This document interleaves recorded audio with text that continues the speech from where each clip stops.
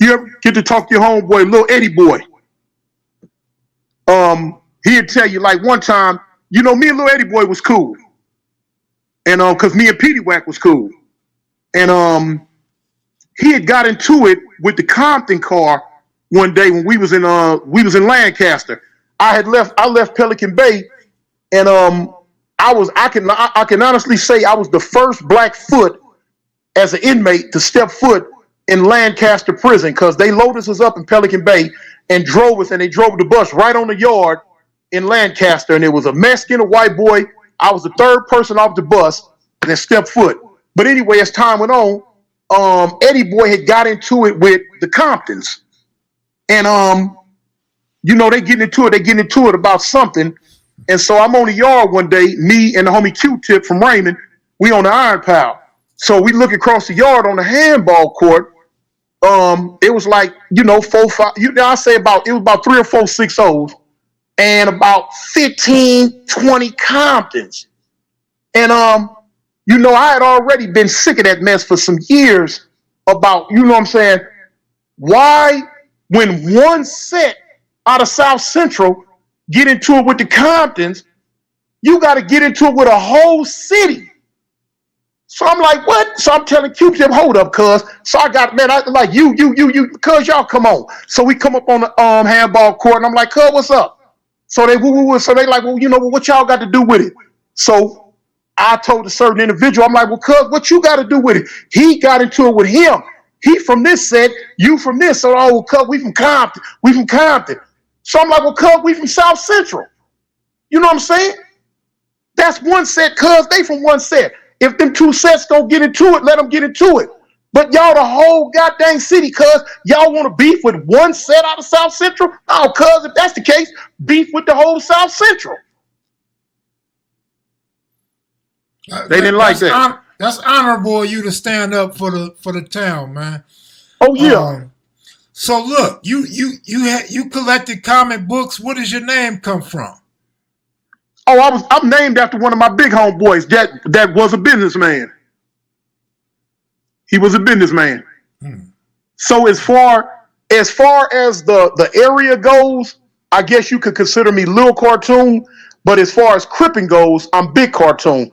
But yeah, I adopted my name from my big homeboy Cartoon, who was a businessman. Hey, Mumpy said you didn't raise pigeons because you didn't see him raising pigeons. No, I didn't. I knew they had some, but I wasn't with the pigeon thing. I wasn't with that at all. You know, no. Mump probably say he was too hood to raise pigeons, but Mump was too players for them pigeons. He wasn't finna have no birds shitting on his clothes. Hey, my first Mumpy always did think he had a way with the girls. You know, my first experience with a girl was brought about behind him and his brother Keith and his brother Glenn and our other cousin Walter. You know what I'm saying? They had a girl that stayed next door in a garage, and they was doing their due diligence. You know, me being nosy, I crept over there and like, well, you know what y'all doing? And they like, oh, we doing this. Come on. I'm like, oh, okay, here we go. Hey, do you know when the 11.6 Avalons came out? Yeah, the 11.6s hit the scene, I can honestly say about 74, 75. Mom said you was Big Man, then you became Cartoon. Yeah, my very first original gang name was Big Man. Gotcha. That was, that was my very, very first original gang name was Big Man. Then I from my homeboy Big Cartoon, I adopted his. All right, I'm pretty much done. You want to field some questions from the viewers? You know what? I'm gonna honestly say, the glasses I got on, they don't have medicine in them. I seen a lot of comments popping up, but I couldn't really read them. I just know they were popping up. If you could tell me some of the comments, I could probably answer them. Yeah, I'll pick and choose, and then you can answer them. All right, y'all. Y'all got some questions for Cartoon? Mom says, stop it. Mom says, stop it. Man, look, he know I'm mad at him right now, and he know why I'm mad at him. I just left LA a week ago, tried to get in contact with him. He ducked me. I mean, tell him, hey, cuz, you ain't gotta duck me no more. You know you did wrong. You know what you did. I ain't gonna hold it against you. You know what I'm saying? Call Glenn. I talked to Glenn last week. He got my number. Come on and call me. I'm gonna go and let you out the doghouse. You know I still love you. Oh, you know what? I had one more question for you. Yeah. So, you know the relations got kind of muddy with some of the Crip gangs, but then you come home and y'all cool with the Pueblos. How did you feel about that? Man, you know what? I'm gonna tell you. When I first got out this time, one of my main questions was, where is the nearest time machine at? Because I done got out in the wrong era. I don't know what the heck is going on. Now, it was a dude that was locked up out here in Alabama with me, a dude named Get Down from Six Dudes Brim. He came to Alabama, got locked up like I did. I remember him from YA. He was in YTS with me. And he was telling me a lot of stuff that was going on in LA. And he started telling me about the relationship between us and the Peplos. And I'm like, man, you lying, homie. No, we don't get down like that. He was like, oh, yes, you do. So when I got out this time, it had slipped my mind. And my first week out, I was out about 4 days. I caught a plane, came back to LA. I wanted to see the hood. So we in the hood, we kicking it. So that night came about, and it's about 7 or 8 of us in the parking lot, and a dude walked up, and he asked about my homeboy C-Dog. So I'm like, I don't know where he at, cuz. So I asked my homeboy standing there, I was like, cuz, who is that? Because I was meeting so many new dudes, I didn't know these little cats. You know what I'm saying? I just didn't know them. And he's like, cuz, I don't know him. I'm like, oh, you know? So I went to I was like, cuz, where you from, homie? So the dude was like, cuz, I'm from he was like, man, I'm from the Peblos. I'm like, you from the Peblos? I mean, you could have knocked me down, homie. It was like, I'm like, what? So he was like, yeah, I'm from the Peblos. Is it a problem? So I look at some of my home, like, cuz, y'all might need to come deal with this, because this is foreign to me. I don't know nothing about this. So when they came over there, they go to explaining to him, like, oh, man, it ain't no thing. That's the big homie. He just got out. He don't know, blah, blah, blah, blah, blah, blah. So I'm like, yeah, okay. You know what I'm saying? Then as time went on, I start seeing, Fire Trey and the Peblos are thick as thieves. I'm talking about they joined at the hip. And I was like, man, what the? Look, I'm at a loss for words because I don't understand it. I don't know it. I didn't come up like that. I'm talking about, I look up and these cats in the hood and the homies over there, and I just, it is what it is. They took the sets and combined the name, talk about the A-Lows. The A-Lows? What the heck? I'm like, yeah, okay, homie. I'm not a part of that. Y'all do what you're doing. I'm not gonna trip. You know what I'm saying? I still can't even get a good understanding about how all this red when they stopped color banging. I got out. You got more Crips wearing red than the law allowed. I can't understand that. Homies want to take pictures with me when I first got out. If they had on, I'm like, no, cuz, no. You can't take no picture with me with that on. Man, what you talking about, big homie? I'm like, cuz, I don't get out like, man, ain't nobody color banging and whoop, whoop, wop, wop, and whoop, whoop, whoop. I say, homie, I got too many homies from all type of sets that died for this blue. So what, we just gonna forget the sacrifice that they made because everybody want to wear what they want to wear? Okay, cool. I've been out long enough now to where I don't judge them. I don't wear red. I'll never wear red or burgundy. That's not my thing. But, I got homies that wear it. I see bloods that wear blue. It is what it is. So, hey, the times change. I guess it is what it is. All right, there's a lot of little questions. If you could just keep your answers kind of short. Somebody wanted to know if you knew Big 12 from 11-6 Avalon. That's my homeboy. That's the homie. We done did some banging together. Yeah, I know Big 12, know him well. It ain't gonna be too many 11-6s that I don't know because Fire Train 11-6, we were real close at one time. I'm talking about real close. Do you know Big Devil from Santa Ana Watergate? Santa Ana Watergate? I don't think I know, cuz. I know Smoke. I was in YA with a few of them. I know Black. I don't one or two more that I can't really call their name. I don't never really remember running into a devil from Watergate. Was you in the penitentiary with Big U from 60s? No, me and Cuz ain't never we ain't never been on the yard together. I didn't even you know what, to be honest with you, I didn't even really know that Cuz had did a bid till years later. I knew him from the streets, like I was telling you about the incident that happened at World on Wheels. That was my first really indoctrination with, meeting him. We never really met. My homies was over here, and they were over there on the stairs, and some words got passed and other stuff happened. But that's the only time I ever really had contact with him. Tell Cuz the little homie D-Loke said was cracking from Anniston. Where you from? Anniston. From Anniston. Oh yeah. That's out here in Alabama with me. I know Cuz. He a good homie. In fact, matter of fact, he's 6'0". Out here in Alabama, 6'0s are real deep. In fact, they as far 6'0s and Hoovers, because Hoover still claim Crip out here in Alabama. But 6'0s and Hoovers are the two deepest sets as far as Crip go out here in Alabama. What was your last day of prison like? My last day of prison here? Yeah. Oh shoot, man. It was shoot. I mean, I was just ready to go. I was ready to go. I remember like about a month before I got out, I had got into an altercation with a little dude.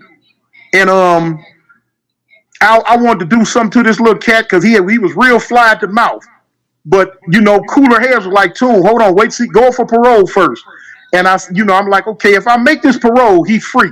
But if I miss this parole, I'm finna stab this clown to the floor. But I end up making parole and coming on home. But my last day in prison, it was kind of mixed emotions because the same day I got out of prison was the same day my mother went in the hospital. And I got out of prison December 18th, 2018 on a Monday. And my mother had went in the hospital that same day and she never made it back out. She ended up passing. My condolences. Yeah, I was in the pen when my mother passed too. Man, I seen so many different incidents. See, my thing in the pen, I would go out my way to not really too much get into it with Crip on Crip violence. Now if it was a hit and I was told to do it, I didn't have no problem with doing it. You know what I'm saying? Pretty much, I didn't have a problem. I didn't care. But my thing was the Mexicans. You know what I'm saying? At that time, I had a strong hate for them. Dudes know when whatever prison I've been to, about 8 or 9, about 10 different prisons in Cali. And when I hit the yard, my little 10 days on Fish Row, I'm shooting out kites. And the only thing I wanted to know was, what's our relationship with the Mexicans? And if the homie said the wrong thing, as soon as I hit the main line, it was like, cuz, we finna take off. We finna do this and do that. So, it got to the point where every prison I hit, they be like, man, cartoon from Avalon here. Man, we finna go to lockup. We finna go on lockdown. Cuz y'all know how he is. But yeah, that was my thing because I couldn't stand, some of the stuff that they was doing to the homies. You know what I'm saying? Hey, my thing was, hey, we hard too. You know what I'm saying? We got some hitters, we got some youngsters, and we coming with the fire too. Hey, was you tight with Bogart from Fire Truck? With the homie Bogart? Yeah. I'm the one put him on the set.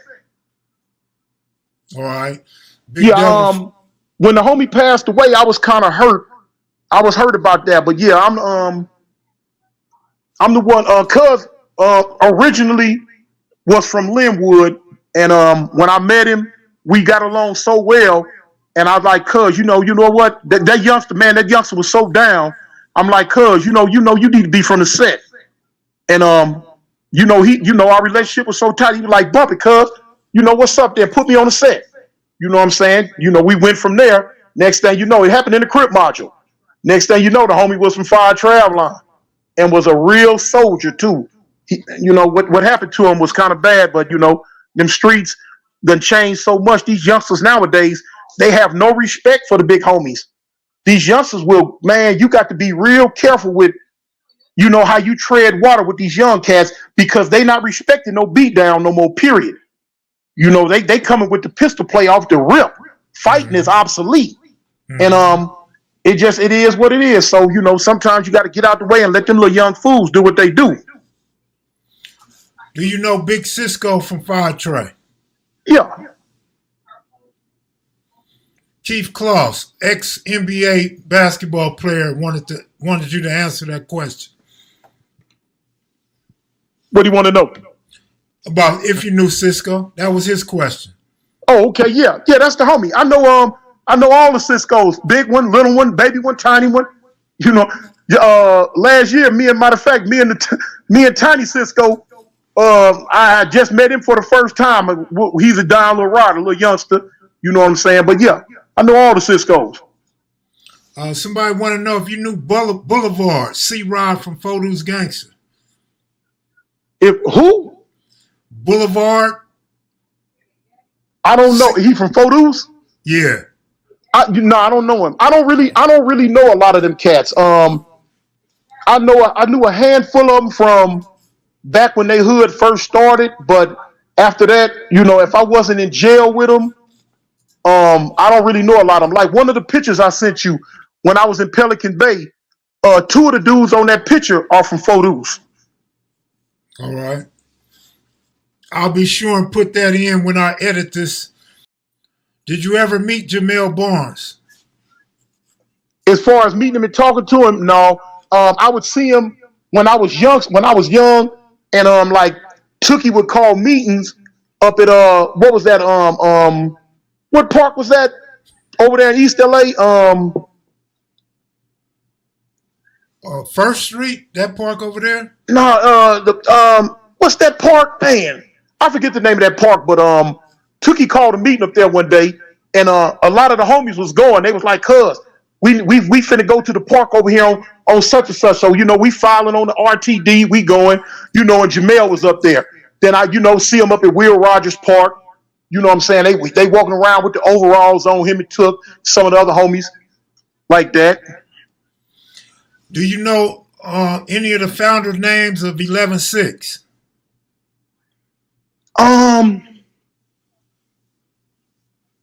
As far, you know what? I really couldn't tell you the founder names.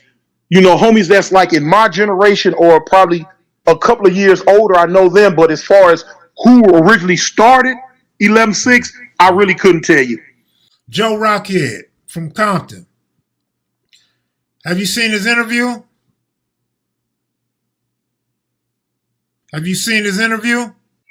So I was trying to see if you ran across Joe Rockhead or Motor Mouse in prison.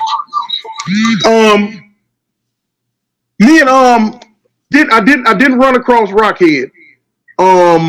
Motor Mouse, before I left Pelican Bay, he came up there. Did y'all speak? Did y'all get to know each other? I guess not. Was you able to hear me? No, I didn't hear you. You hear me? I hear you. Yeah. Can you hear me? Yeah. Okay. Yeah.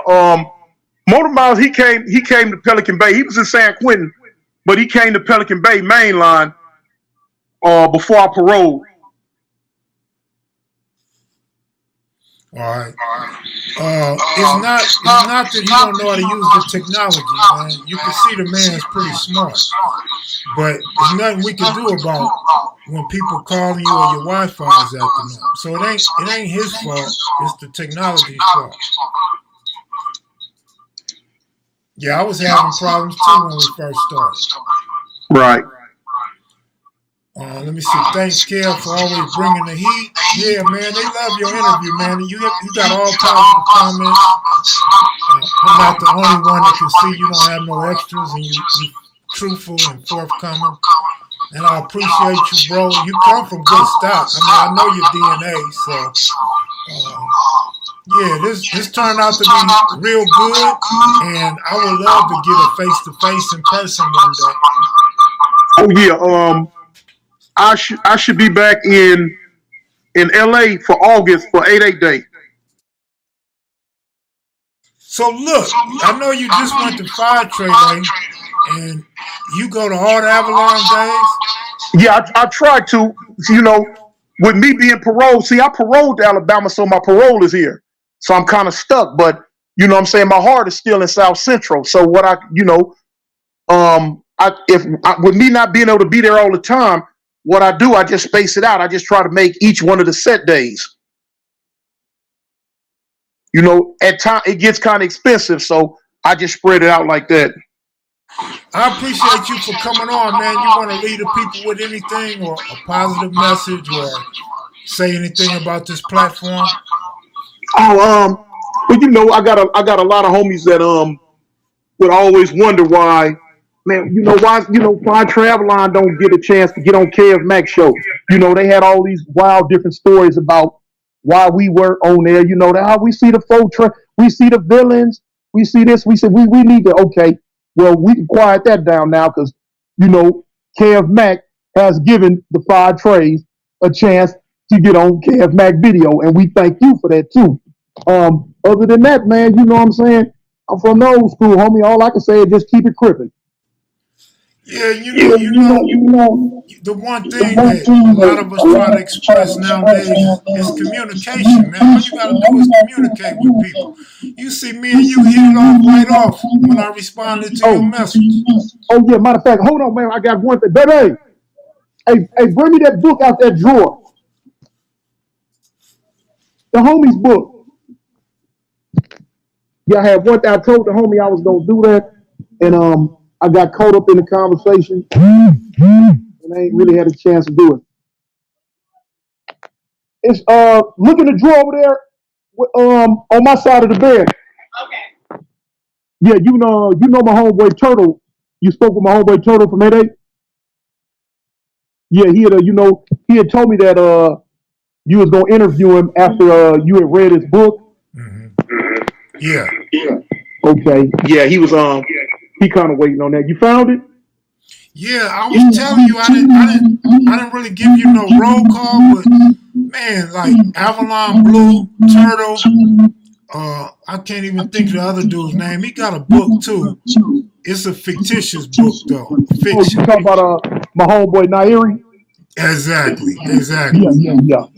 And then so people been reaching out to me, but I ain't never turned the Avalon down.